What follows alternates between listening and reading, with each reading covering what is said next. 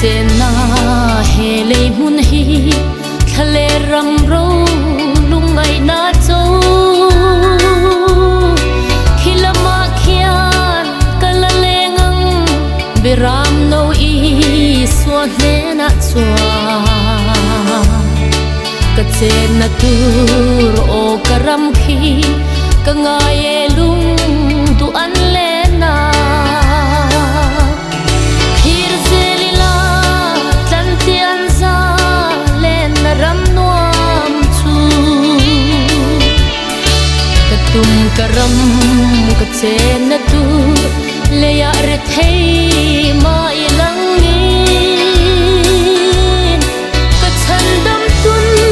re thei ti tan lom na tui khur hu hong nge o katlan tu itwar na chu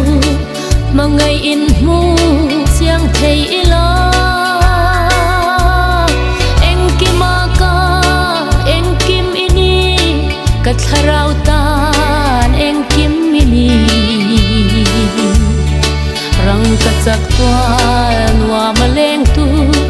itwar na hian man to ke o min mangai na aloni kai mi re thei ta katum karam ka chen na tu le ya re thei ma ilang in ka chan dam tun re thei ti tan lom na tui khur hu hong nge olal isu mu thei ila lung du zong tua lan le na chu kalvaria ma ngai na sara chitin nam tin te an leng sa kei po i re thei na sara thale ram ro ka chwa sanang o kalal pa min shuayang che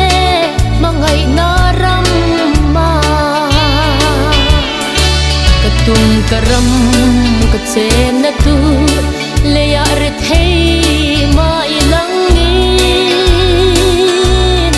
ka chan dam tun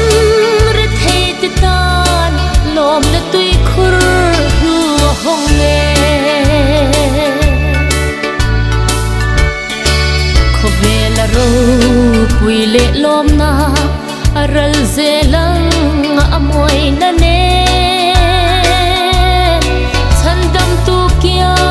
nga kalengang ro pui na sam vela chwa leilom na te ka nga